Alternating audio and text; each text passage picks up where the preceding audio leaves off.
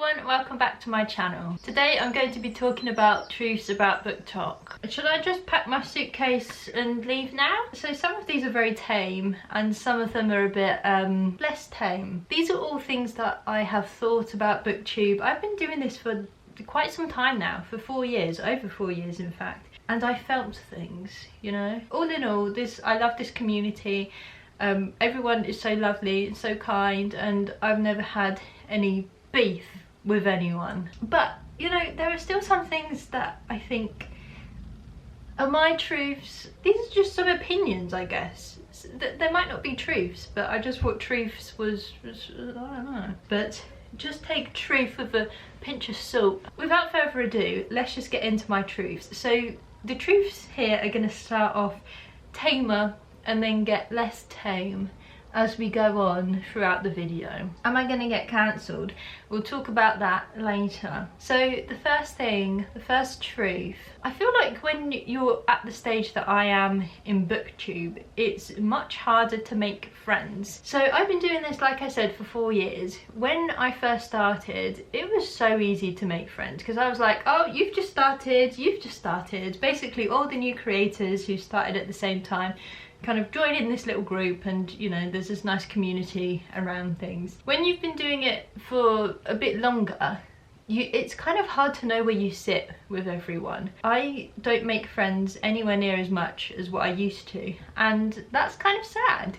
And it links into my second truth, which is that I find it very difficult to watch people's videos now. I think I'm just bad at making time for things, because when I first started booktube, I was reading over 70 books a year, and now to try and do that, I don't know how I did it, and maybe I'm just not very good at managing my time anymore. And I really miss that part of booktube, because that's how you kind of grow into the community, I feel like, and that's how you make friends, because you're like, I like that book, or I don't like that book, or I really like this video idea, I really like this tag, and then someone will comment back, and I don't really have that anymore because I can't find the time to watch people's videos. And it makes me sad because I still have friends on here who I wish I could engage with their things more. I wish I was better at it. So if you've got any tips, when do you watch booktube? Is it morning, afternoon, evening? How do you make time for it? Let me know, because I want to get back into it, you know? Oh yes, number 3, these are all about me at the moment. When I watch back my videos and I watch other people's videos, I think sometimes this is complete garbage, and then I look at other people's and I'm like, they're so much more engaging, or they know so much more about books than me, or you know, it's all these comparisons and things. And I don't know if anyone else gets like this. I think I watch Katie Lumsden, is that how you pronounce her last name? Oh my god, I can't remember now. She made a video and she talked about how she does the same thing. I think I'm remembering this right, and she compares herself and she says, you know, sometimes I don't feel like I'm funny and other people are really funny, and you know, that's exactly how I feel as well. I'm hilarious, so I don't feel like that. I'm only joking. Do you see what I mean? Like, I have a kind of self-hating thing going on. I don't know if it's part of my personality. I just look at other people reviewing books and recommending books, and I'm like, you're talking about this so eloquently, and I just can't do that. So my thing is that I'm stupid, and I wish I was a bit more intelligent on booktube. This one is maybe not interesting to you, but a bit more interesting to me. Number 4, I feel like I don't like books as much as other people. Kind of leading on from my last point, I see people get so excited about books, and I don't feel that way as much, to be honest. There are very few books that I read that I'm so excited about and I think are absolutely excellent, and I'm like, this is all I want to do is read books, and I feel like I shouldn't be admitting to that, but it's just the truth. I don't give books 5 stars very often. You can look at my Goodreads. Last year, I think I only gave 1 book 5 stars. But yeah, I often feel like, am I the odd one out here? Am I just talking about books because I'm in the habit of doing this thing now that's called booktube? Or do I have that same passion? Have I always had that passion? I do love reading, obviously, but it's not like my only thing. I feel like a lot of people have other hobbies as well, but reading books is their main thing. And there are other things that I think bring me more joy. And I'm like, is this the thing I should be doing? Should I be pursuing this? Should I be uploading as many videos as I have been recently? Or should I be doing other things that I'm better at, like music and songwriting? And this is the thing that I've been doing since I was a kid, songwriting. And I feel like, am I missing an opportunity here that I should be focusing on instead? And it worries me sometimes. I think, am I just wasting my 20s reading books and talking about them when I could be doing something that I'm better at? I don't know, but that's one thing I feel. I don't know, man, I don't know. I think there's a big pressure to kind of do all this stuff in your 20s, and I don't like it. There's too much insecurity in your 20s, I feel like, that I wasn't expecting. So, and also kind of insecurities in your 20s that you're doing the wrong thing. So I just have to trust myself that I'm still having a good time reading, and I still have a good time uploading videos and making them, and it is the right path. And if it's not, then oh well, we're all gonna die anyway. The sun's gonna eat us all up, except we're not gonna live till then because we'll be dead.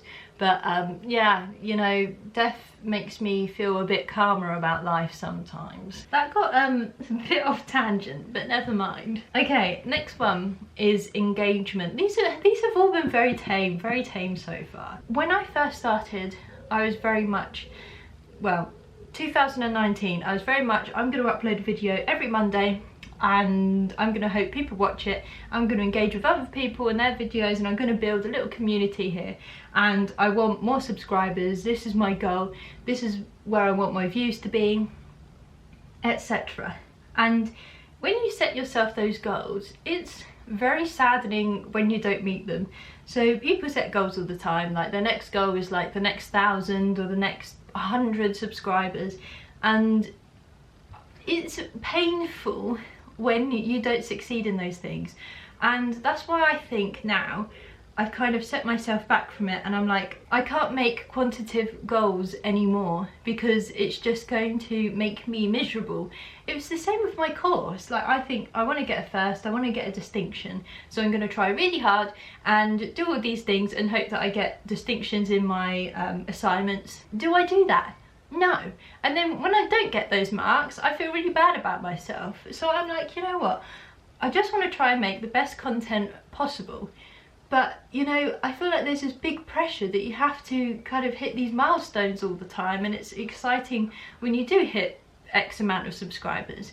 And of course it's exciting when you do that, but I think it's more important to make better content. Okay, here's my first shady thing. Oh, should I say this? Okay, I've started talking now. There are some people with lots of subscribers who I watch, and I think, oh no, here we go. Okay, this isn't supposed to be mean, I'm very sorry. There are people whose videos are much better and higher quality who have fewer views and fewer subscribers, and you know, I don't think subscriber count is a good indication of how good your content is. And isn't that the thing we want to be doing, making the best content? I don't know, you tell me, what do you think? I'm gonna just shut up now because I don't want to offend anybody. And moving on to not offending anyone, I'm about to offend everybody. What is this, number 7? I don't heckin' know what number we're up to now. This truth tickles my pickles in a bad way. Booktube is very unsustainable. We promote, well, not we, because I don't do it, everybody else does it. No, I'm only joking. A lot of booktubers have very unsustainable behaviours which I don't particularly enjoy. For example, big book hauls. I don't like them. It's not a money thing for me, it's that we are over consuming and we are buying so many things that we might unhaul or we might not like and we're gonna get rid of. I'm not saying I'm morally superior to anyone because that's annoying, but we need to think more about how these things are made that we buy, such as, well, you know, the main thing is books, of course, and what is going to happen when they're no longer usable, when they need to die. So for example, any book, let's pick this one because it's right in front of me, Lapvona. Okay, so what do you think is going to happen with this? Am I going to keep it my whole life? Okay, let's say I keep it my whole life and then I die. What's going to happen to it? It might get passed down, it might get sold to a charity shop or whatever.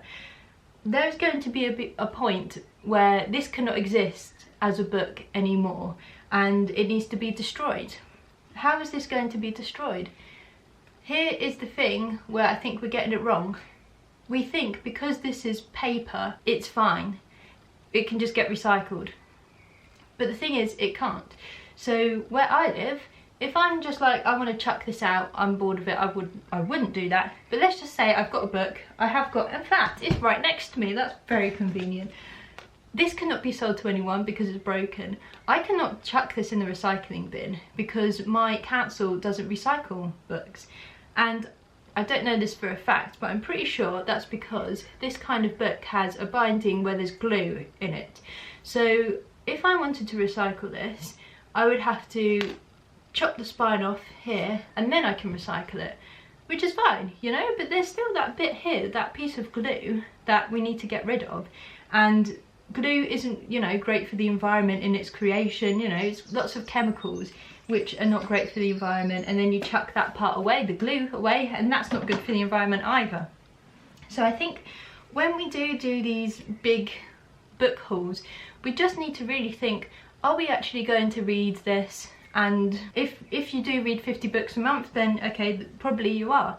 But if you do a 50 book haul and you're not going to read all those books, then we have to question, why have we just bought those things? Also, is there a more sustainable option, like can we get it secondhand? I get excited about new releases, so I've got a few hardbacks recently, but you know, they're not the most sustainable option. The thing that bugs me the most though is book subscription boxes, because so many times, in fact there is not an occasion where I've watched a booktuber, I love watching these videos by the way, which is some cognitive dissonance. There is not a booktuber who has loved all the items that they've received in a box. And I just think the reason we get these boxes, I'm going on a right rant here.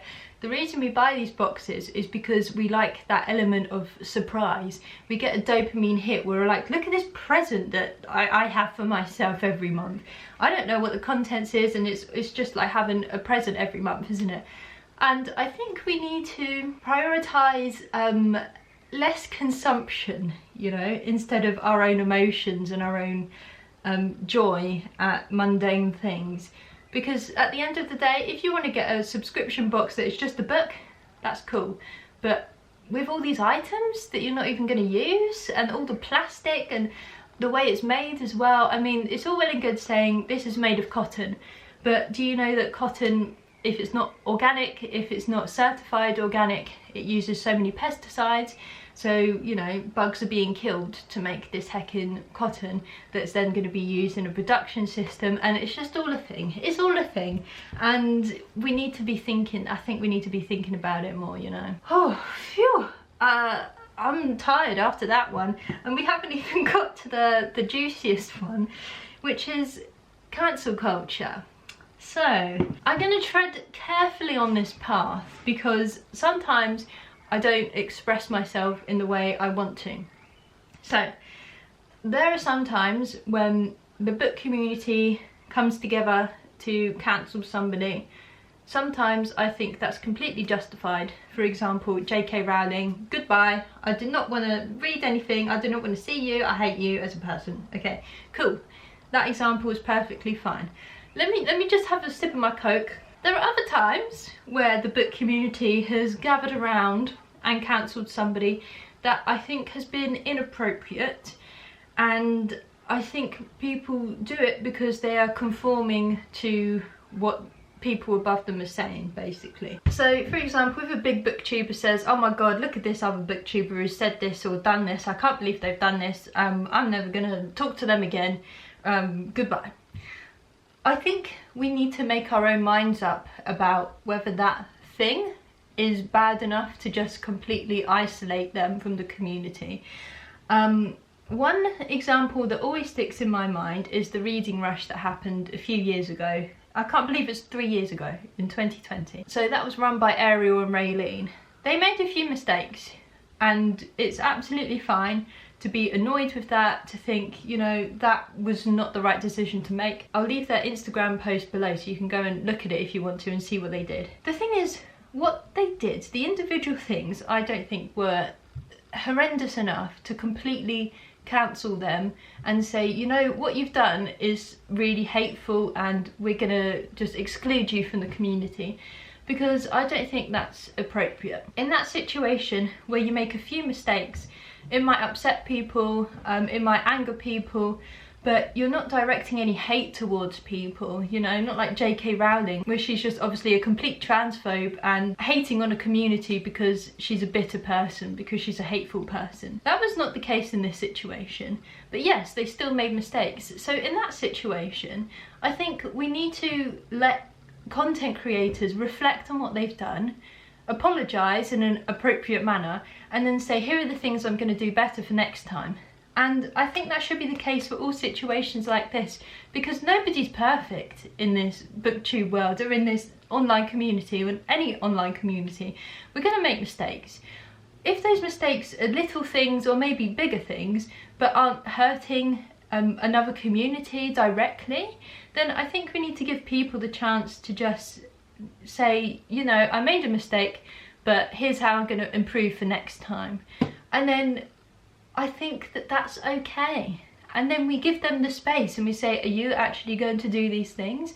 And if we see they haven't done those things, then maybe we say, you know what, we gave you a second chance, but you haven't done what you said you were going to. So maybe you'd consider then, you know, I'm not going to support this person anymore. But I think we need to give people a chance, and we need to be more considerate and kind.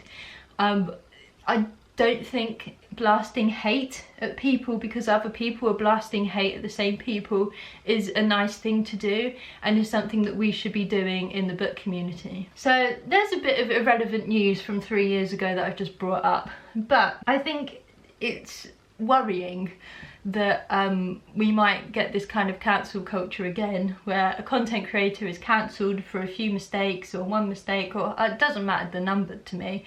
It's how they recover from it and show that they're going to make changes in their life to make themselves a better person. Phew, that's the end. Yeah, let me know what you think. Do you agree with that? And the thing is, the most important thing to me is, in media we see so many people having arguments. Somebody might have the complete opposite opinion to me, but I don't think sprouting hate and arguing with people is the best way to go about things.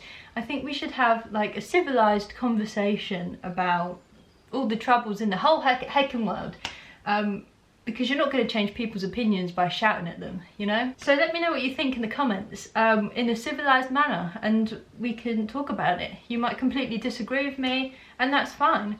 But, you know, we've got to be kinder to one another. That got a bit deep towards the end. I said it was going to get less tame. I'm out of breath now. I'm so unfit. I can't even heckin' talk. Thank you for watching, and I shall see you in my next video. Or I might not see you. You might hate me now, and, you know, that's your choice, and that's alright. See you in my next video, and goodbye!